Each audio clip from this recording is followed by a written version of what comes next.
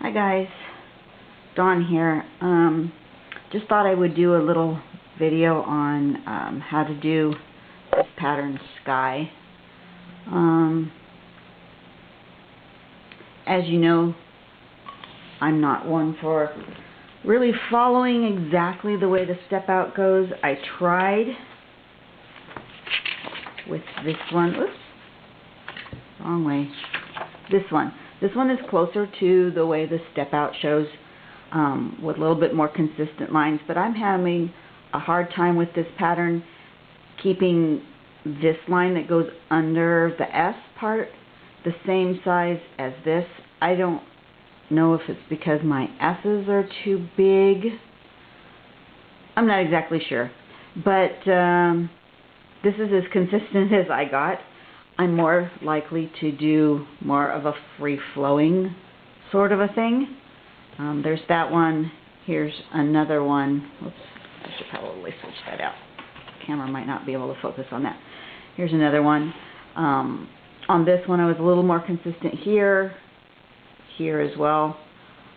This one got kind of out of hand, so, you know, like these, I was trying to do sort of a circular thing.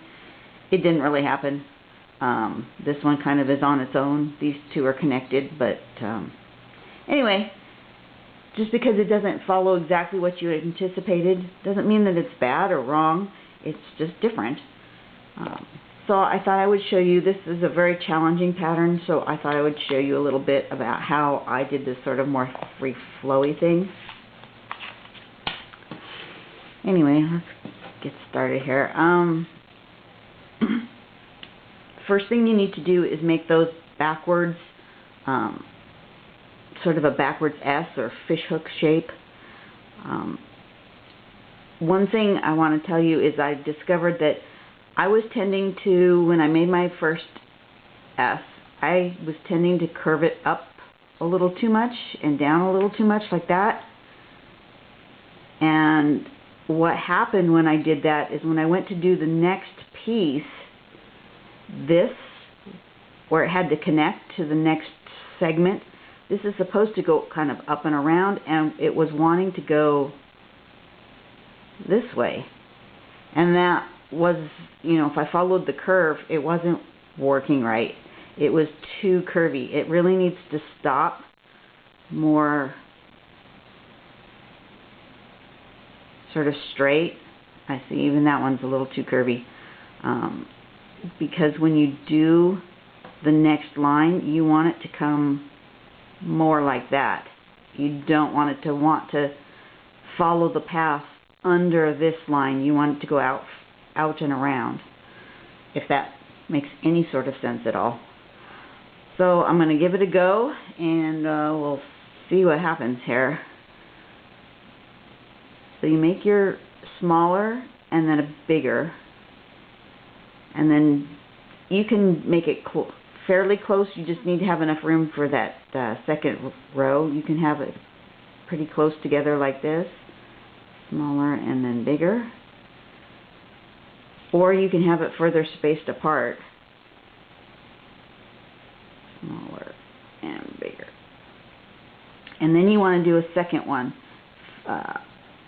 You can make it kind of consistent and go the same spacing all the way around as best you can, or you can follow my more flowy method, which is to kind of just curve it however it decides to go. I prefer this just because everything is not consistent in my drawing anyway, and so when I on purpose make things a little wider, a little more flowy, then it looks like I did it on purpose rather than made a mistake and couldn't keep my lines consistent.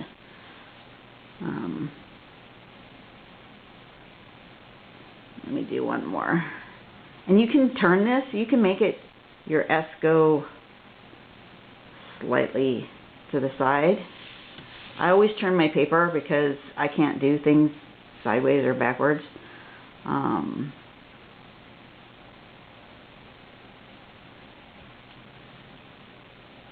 So there's your your curves. And then what you want to do is you want to start at the last one you did, your farthest right hand. You want to make this line, this one here, this last one is kind of the tricky one. Just leave it to kind of go off on its own. But what you want to make sure you're doing, don't stick your next line here, because that line has to go through underneath here and meet up over here with this loop. Let me show you with this one here. This one has to come and meet with this. This line is going here, and this line has to meet there. Wherever that meets. If it meets way over here, then it meets way over there. If it meets close together, then it meets close together. I'm not sure if I'm describing this well, but hopefully you guys get it. So what I do is I do this part first. This here has to meet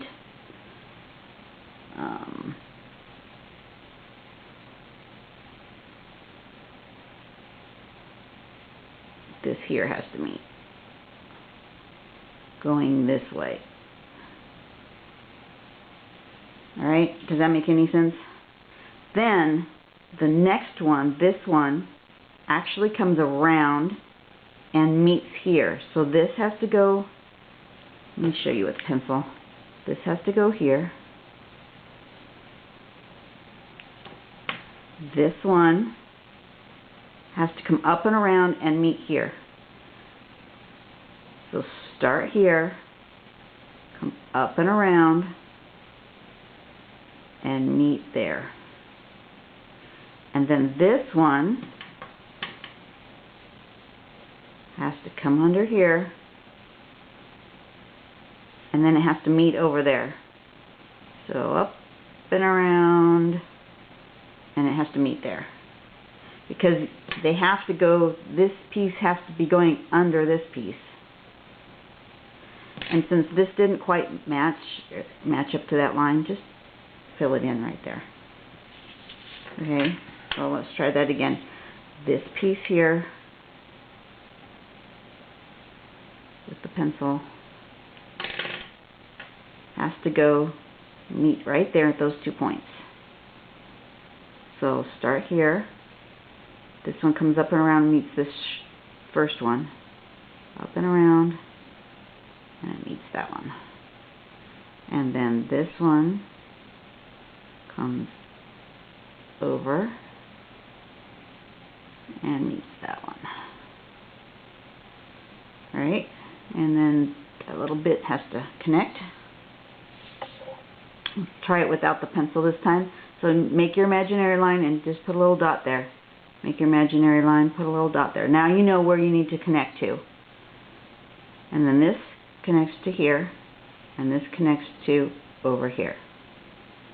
So you can, I've been drawing it from here to here. I find that the easiest, but you can draw it this other way. Just make sure you've hit that spot right there.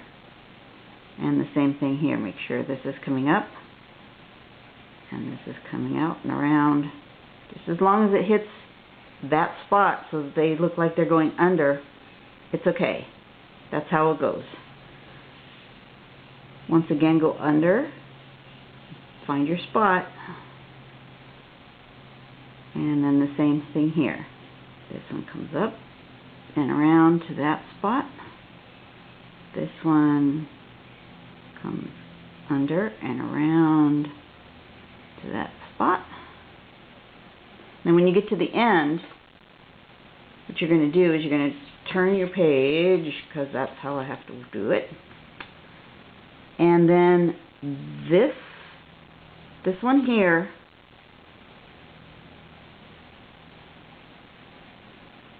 has to come around and connect to this one here. So go under, So this piece here has to connect to that one. Alrighty, around to there. And then this one here has to connect to this one.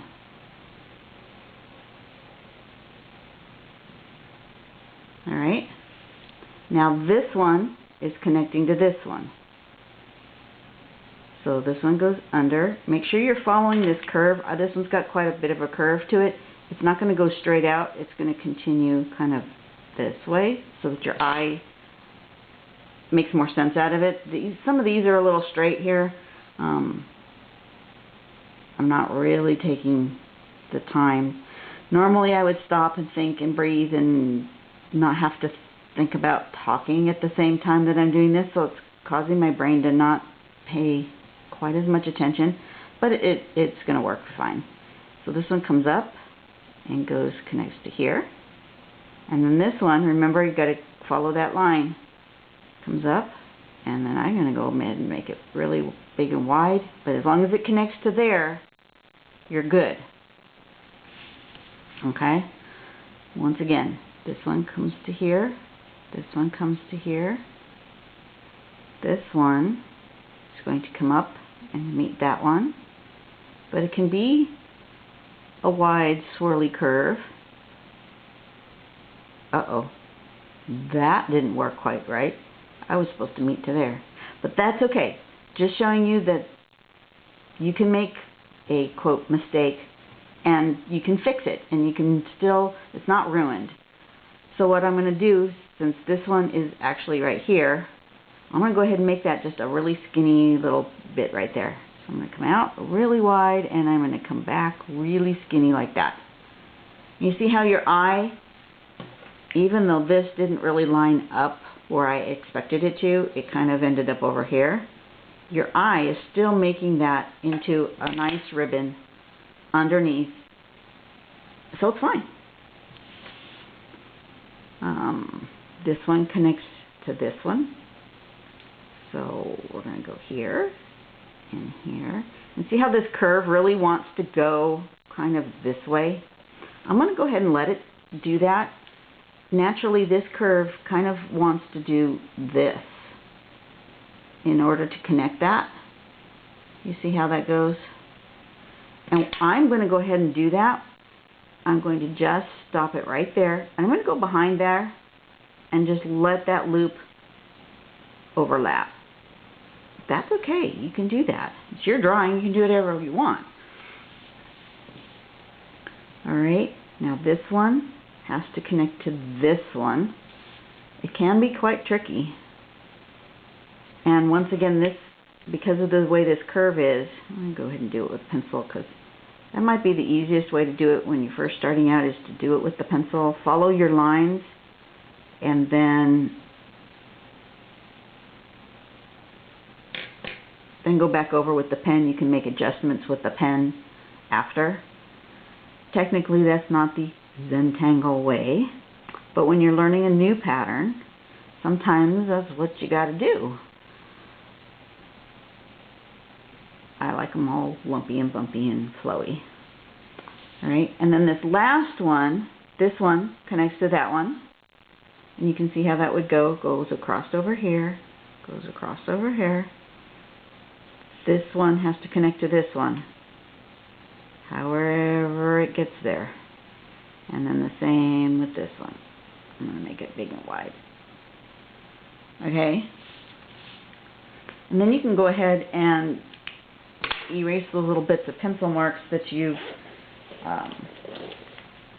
put there for your unders and overs.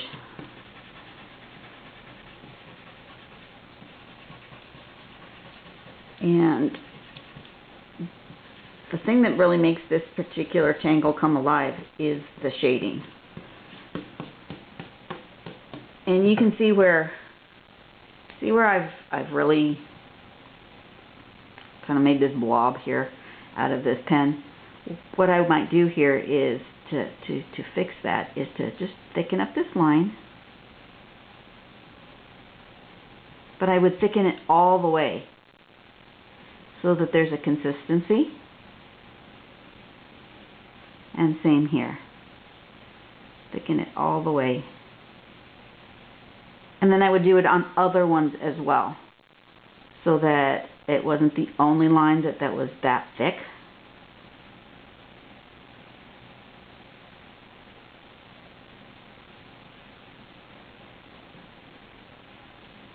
Do it on some of them. You don't have to do it on all of them. You can if you want.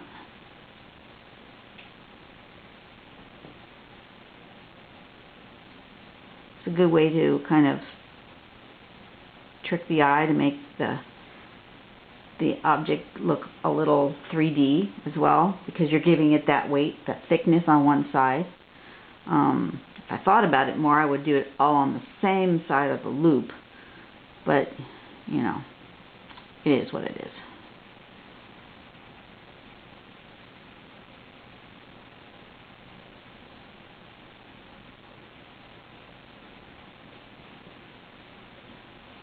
Alright, that's good enough.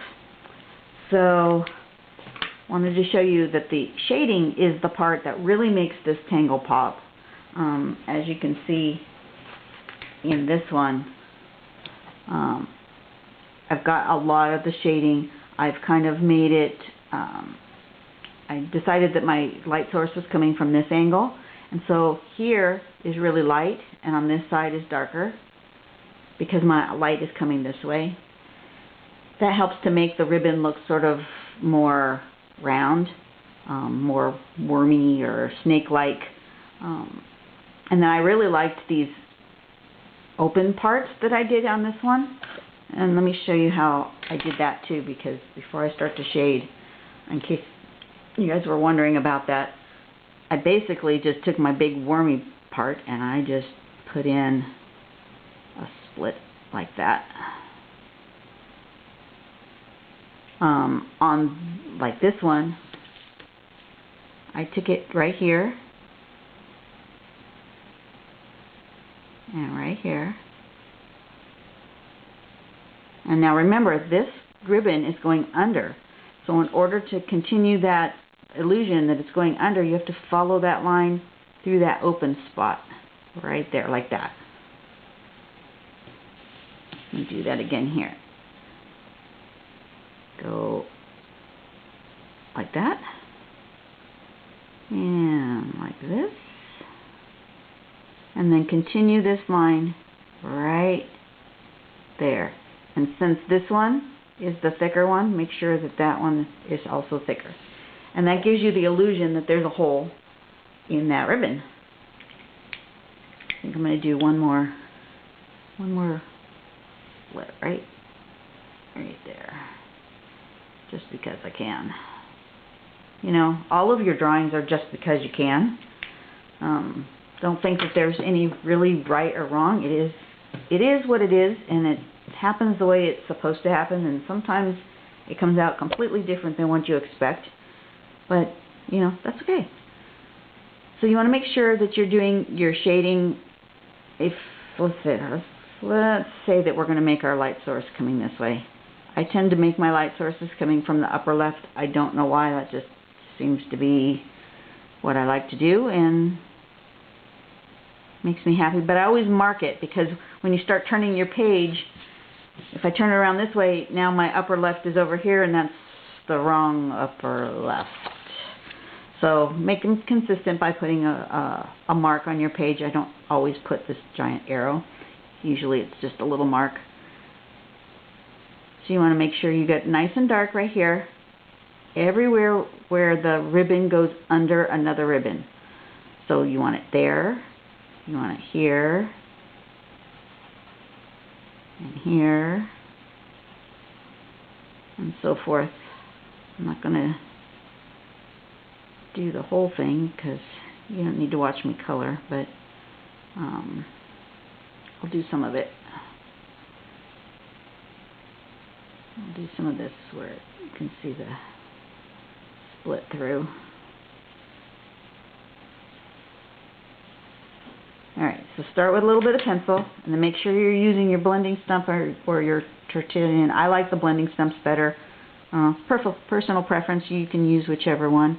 If you don't have either of those, you can always roll up some paper and make your own. You can use a Q-tip if you have those kinds that are not super fluffy, that are kind of hard. And the ones I don't like to use for my personal self, but they work great for art. And then just make sure you blend out your shading so that it's nice and smooth and kind of soft.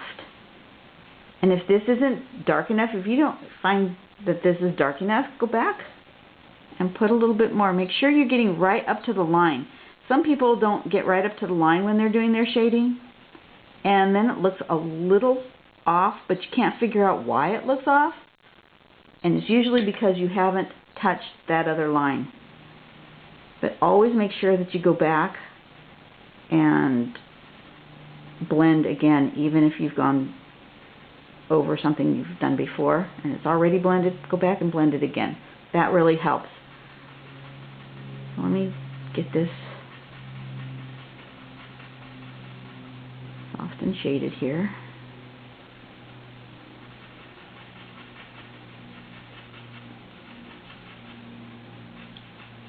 And definitely go up and around this curve so that, and let it fade out.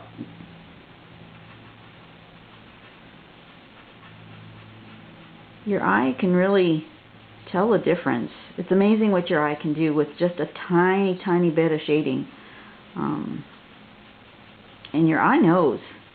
You've looked at objects your whole life, and you might not realize that you've looked at objects your whole life and you've already analyzed how light should be hitting them and so forth, but you have, and you know when something doesn't look quite right. Even if you can't figure out why it doesn't look quite right, you know it doesn't look quite right.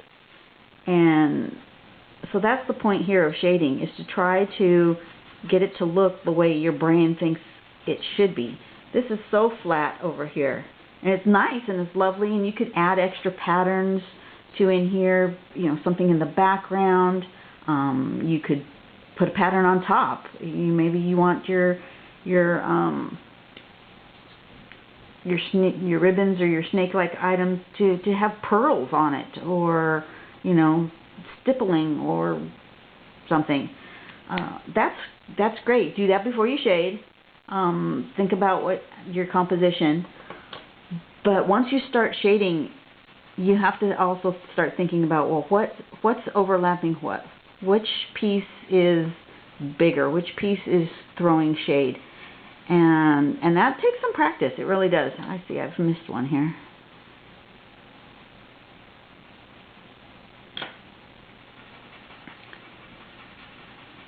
There we go. And just doing the overlap makes a huge difference. But let me show you, let me get this done here real quick. The shading always takes me longer. Usually when I do a drawing, if I know it's going to be kind of complicated and it's going to have a lot of shading, the shading will take me longer than it did to draw the piece in the first place. So that's another thing to kind of keep in mind. Okay, so here's my light source. I want a little bit of shadow here on the inside where the light is. If this is a rounded object, the light's not going to be as much here. It's going to be striking here. Same thing here. I want a little bit more shadow on this corner. I want more shadow on this side of my, because this ribbon's going to cast a bigger shadow over here than it does over here. Same thing here. I want a little bit more on this side. And then, like here, I want a little bit right there. And I want a little bit right here where the light is coming this way. This one, for sure I need more. On this one, maybe a little bit here. A little bit here. This one is a little trickier because it's for sure there's more shadow here than on the other side. I'm not sure if I want a little bit, maybe a little bit right there. Same thing here. Make a little bit right there, a little bit right here.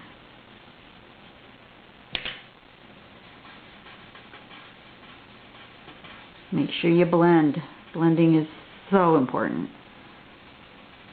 Anytime you put your pencil on the page, blend it. You see how nice and soft and round that makes this shape? And sometimes if you decide you want a little bit of graphite but you don't want to put the pencil, go ahead and just do it with what's left on your blending stump. Look, you have plenty of graphite on your stump, so you can make that subtle shading without even having to touch your pencil to the page.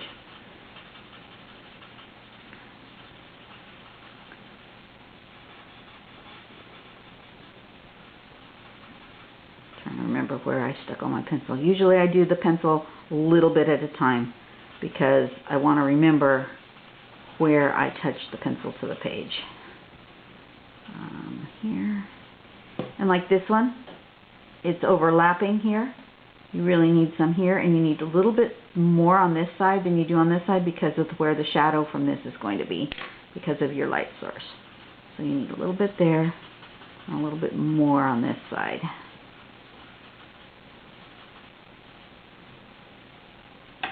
Got it? And if you wanted to shade this as more of a three-dimensional object, this being set apart from the background, then you'll want to make a shadow onto the background as well. So on this side, just on this side where the ribbon would be touching the paper or off the paper, you want to make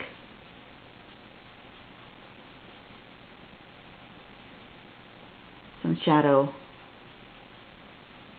Make sure your shadow is touching your object at some point. If this was a really big kind of a loop that's sticking up off of the paper, it might